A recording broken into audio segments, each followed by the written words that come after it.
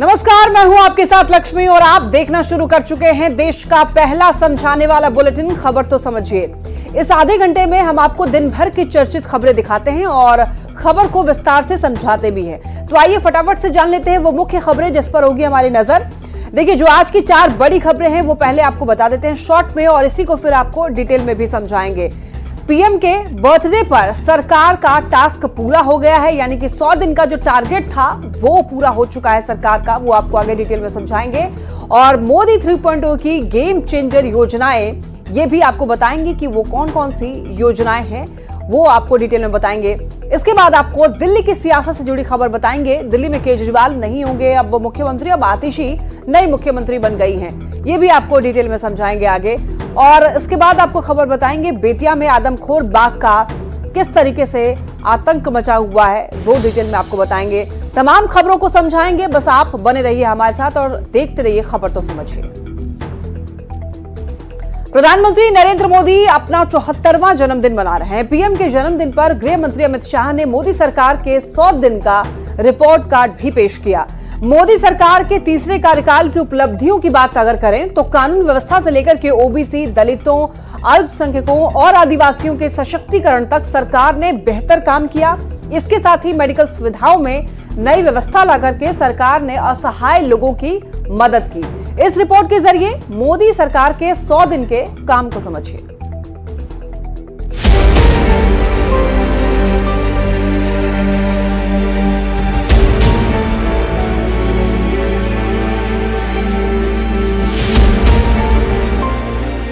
मोदी 3.0 में good governance और दमदार लॉ एंड ऑर्डर।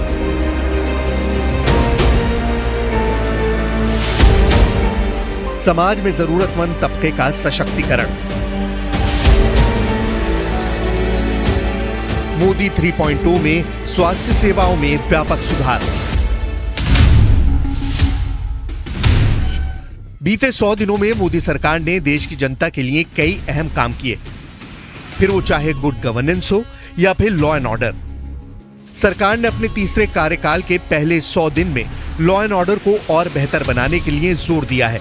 आंकड़ों पर नजर डालिए तो इन 100 दिनों में लोक शिकायत निवारण के लिए CPGRAMS यानी centralised public grievance redress and monitoring system जैसे दिशा निर्देश जारी किए गए। पूर्वोदय योजना के तहत बिहार, उड़ीसा, झारखंड, पश्चिम बंगाल और आंध्र प्रदेश के सर्वांगीण विकास के लिए कई योजनाएं लाई गईं। यही नहीं, शहरी बाढ़ प्रबंधन और बाढ़ पीड़ितों के लिए 6,350 करोड़ रुपए की परियोजनाएं लाई गईं। लद्दाख में 5 नए जिले जांस्कर, द्रास, शाम, नुब्रा और चांगथांग बनाए गए। इसके साथ ही 25 जून को संविधान हत्या दिवस घोषित किया गया। पहले और दूसरे कार्यकाल की तरह तीसरे कार्यकाल में मोदी सरकार ने कई नए कीर्तिमान रचे, जिनमें ओबीसी, दलितों, अल्पसंख्यकों और आदिवासियों का सशक्तिकरण अहम रहा है। इस क्षेत्र में प्रधानमंत्री मोदी ने सामाजिक उत्थान एवं रोजगार आधार जन कल्याण पोर्टल को लॉन्च किया और उसका विस्तार किया। पीएम सूरज के तहत अनुसूचित जातियों, अन्य पिछड़ा वर्ग और सफाई कर्मचारियों के लिए सस्ते लोन की सुविधा दी गई। एकलव्य मॉडल आवासीय विद्यालय योजना के तहत 405 स्कूलों में 1,23,000 विद्यार्थियों का नामांकन हुआ। 40 नए विद्यालय और उनमें स्मार्ट कक्षाएं बनाई गईं। 110 विद्यालयों में जनजातीय विद्यार्थियों के लिए स्मार्ट कक्षाएं बनाई गईं। वक्फ संपत्तियों के प्रबंधन और संरक्षण के लिए वक्फ संशोधन विधेयक 2024 लाया गया। ऑनलाइन पंजीकरण और निगरानी के लिए डिजिटल प्लेटफॉर्म तैयार किया जाएगा। इससे विवादों में कमी आएगी। पीएम मोदी के तीसरे कार्यकाल में स्वास्थ्य सेवाओं पर खासा ध्यान दिया जा रहा है। तीसरे कार्यकाल में आयुष्मान भारत योजना का विस्तार किया गया। इस योजना के तहत अब 70 साल या उससे अधिक उम्र के सभी वृद्ध नागरिकों को 5 लाख तक का मुफ्त बीमा है। इस योजना से 4.5 करोड़ परिवारों और 6 करोड़ बुजुर्ग नागरिकों को लाभ होगा। इसके साथ ही 75,000 नई मेडिकल सीटें बढ़ाई गईं, जिससे हेल्थ केयर सिस्टम को प्रभावी बनाने और मेडिकल शिक्षा में मदद मिलेगी। वहीं नियमित टीकाकरण को डिजिटल बनाने के लिए यू-विन पोर्टल शुरू किया गया और देश के डॉक्टरों की एक सेंट्रलाइज्ड रिपोजिटरी बनाने के लिए नेशनल मेडिकल कमीशन एक नेशनल मेडिकल रजिस्टर तैयार कर रहा है। यानी पीएम मोदी ने जो सोचा उसे कर दिखाया। महज 100 दिनों के अंदर पीएम का विजन सामने आ गया। उनकी योजनाओं ने समाज के हर तबके को न सिर्फ लाभ दिया बल्कि उनके सम्मान को भी बढ़ाने का काम किया है।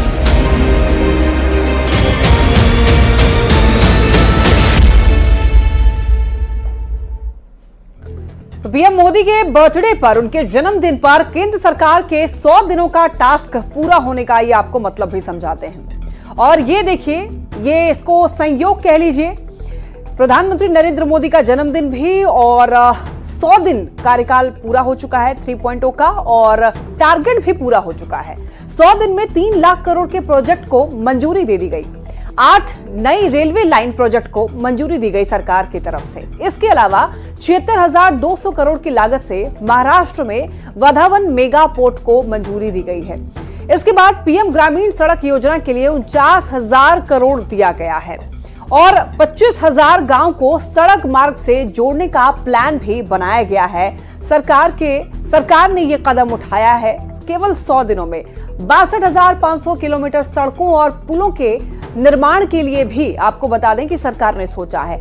8 हाई स्पीड रोड कॉरिडोर परियोजना को भी मंजूरी दी गई है सरकार की तरफ से। इसके अलावा बागडोगरा और बेहटा में नया सिविल इनक्लेव होगा। लद्दाख और हिमाचल की बात करें तो लद्दाख और हिमाचल को जोड़ने की भी योजना बनाई जा रही है।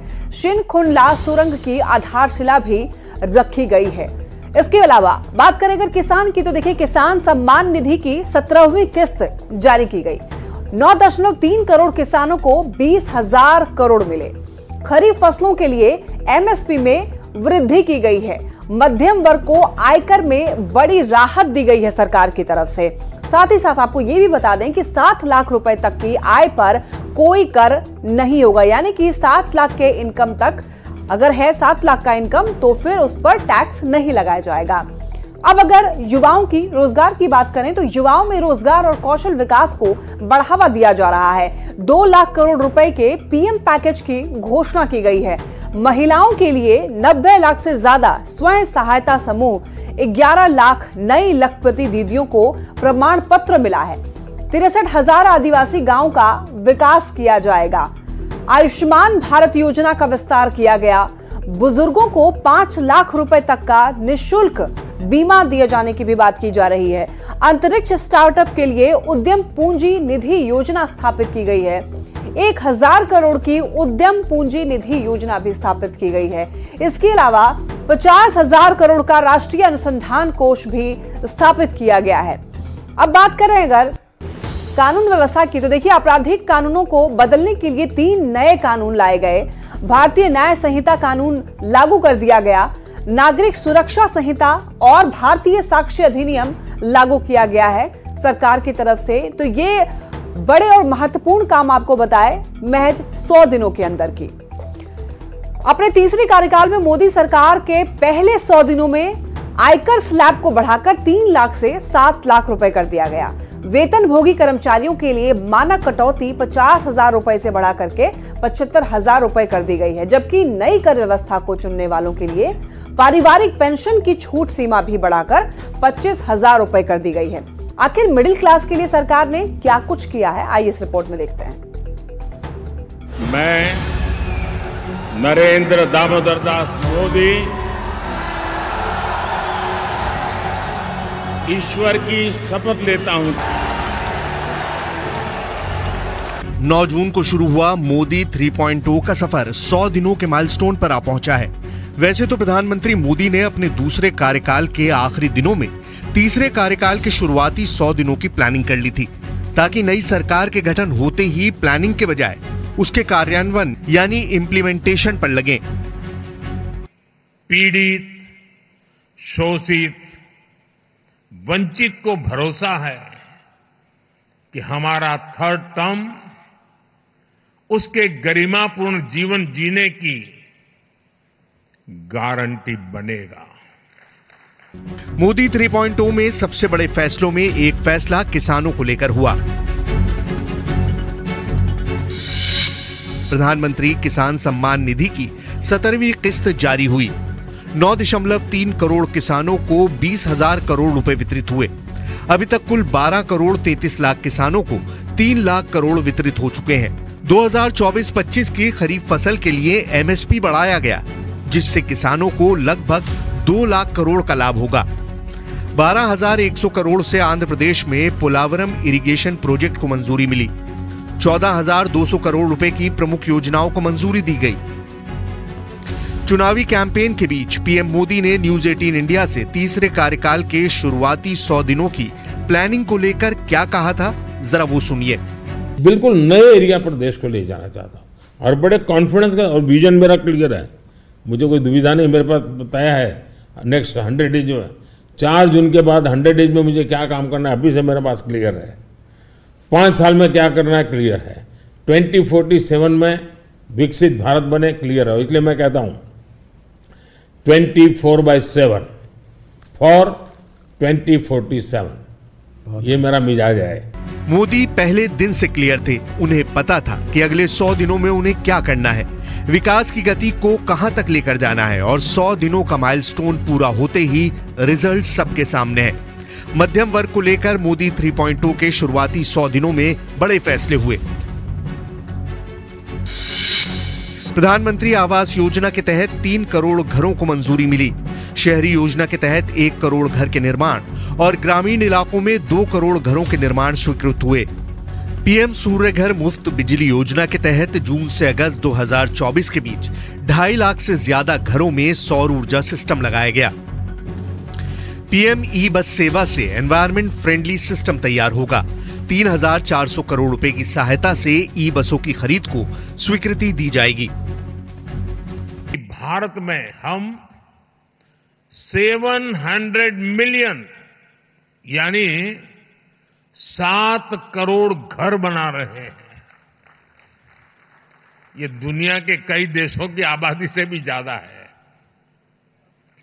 सरकार के पिछले 2 टर्म में हमने इसमें से 400 मिलियन यानी 4 करोड़ घर बना चुके हैं, और तीसरे टर्म में हमारी सरकार ने 300 मिलियन यानी 3 करोड़ नए घर बनाने का काम शुरू भी कर दिया है। मोदी 3.0 के शुरुआती 100 दिनों के विजन में देश की युवा शक्ति भी फोकस पर रही, और युवाओं को लेकर पीएम मोदी का प्लान 100 दिनों के भीतर जमीन पर उतरा। 2 लाख करोड़ के पीएम पैकेज की घोषणा हुई, जिससे युवाओं में रोजगार और कौशल को बढ़ावा मिलेगा। 5 साल में 4.1 करोड़ युवाओं को लाभ पहुंचाना इसका लक्ष्य है। 1 करोड़ युवाओं को टॉप कंपनियों में इंटर्नशिप के अवसर, अलावेंसेस और एकमुश्त सहायता राशि मिलेगी। केंद्र सरकार ने 15,000 से अधिक नई नियुक्तियों की घोषणा की। 20 लाख युवाओं को कौशल युक्त बनाने का लक्ष्य किया गया। 1,000 औद्योगिक प्रशिक्षण संस्थाओं का सुधार होगा। पहली बार रोजगार पाने वाले ईपीएफओ के तहत आने वाले कर्मचारियों को 3 किश्तों में 15,000 तक की प्रोत्साहन राशि मिलेगी। यानी मोदी 3.0 की सरकार ने 100 दिनों का टारगेट करके गांव, गरीब, किसान और युवा के साथ साथ हर उस पहलू को शामिल करने की कोशिश की जो 2047 के विकसित भारत के लक्ष्य के हिस्सेदार होंगे।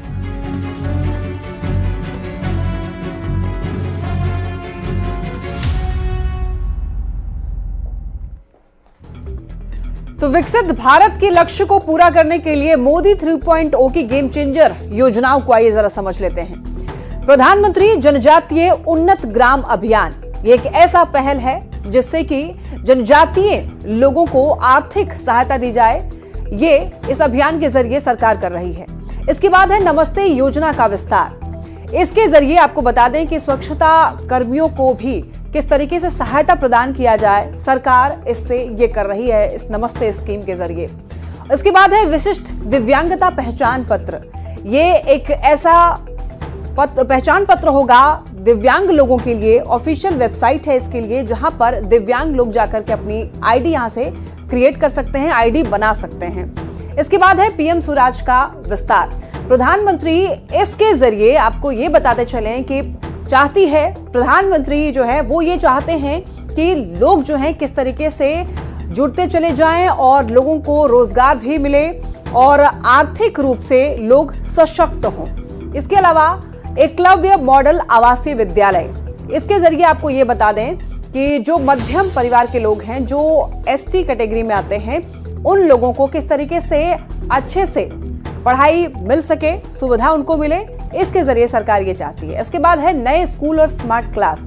सरकार इसके जरिए आपको बता दें कि बच्चों को अच्छी शिक्षा मिले, स्मार्ट क्लास में वो पढ़ाई कर पाए, ये चाहती है। इसके बाद है देखिए वक्फ संशोधन विधेयक 2024 और फिर है लखपति दीदी योजना। इसके जरिए महिलाओं को सशक्त बनाने के लिए प्रधानमंत्री की तरफ से योजनाएं चलाई जा रही है। अब आगे बढ़ते हैं और देखिए ओबीसी के लिए पीएम मोदी ने जो बहुत बड़े काम किए हैं वो भी आइए समझ लेते हैं। लेटरल एंट्री में एससी, एसटी, ईडब्ल्यूएस, ओबीसी को जोड़ने की व्यवस्था की गई। पीएम मोदी ने ही संविधान दिवस समारोह शुरू करवाया। पीएम मोदी ने बाबा साहेब के जीवन से जुड़े पंच तीर्थ बनवाए। लंदन का बाबा साहेब का घर खरीद करके म्यूजियम बनाया गया। मोदी ने नीट ऑल इंडिया सीट में ओबीसी कोटा लाए। ओबीसी आयोग को संवैधानिक दर्जा नरेंद्र मोदी ने ही दिया।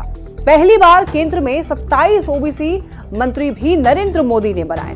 एक आदिवासी राष्ट्रपति भी मोदी जी के कार्यकाल में ही मिले। करुणानिधि की स्मृति में सिक्के भी मोदी सरकार में जारी किए। मोदी के कार्यकाल में दलित समाज से रामनाथ कोविंद राष्ट्रपति बने। मोदी के कार्यकाल में एनसीबीसी को संवैधानिक दर्जा प्रदान किया गया। तो बढ़ते हैं आगे और बात देश की राजधानी दिल्ली की करते हैं। दिल्ली की सियासत की बात कर लेते हैं। अरविंद केजरीवाल ने सीएम पद से इस्तीफा दे दिया है। आतिशी दिल्ली के नई मुख्यमंत्री बनने वाली हैं। अरविंद केजरीवाल के इस्तीफे के बाद आम आदमी पार्टी विधायक दल की बैठक में आतिशी को नेता चुना गया। अब पूरे देश में ये नाम चर्चा का विषय बन गया है। आखिर कौन है आतिशी, उनका राजनीतिक सफर कैसा रहा और राजनीति से पहले वो क्या करती थी, तो आइए जानते हैं इस रिपोर्ट के जरिए।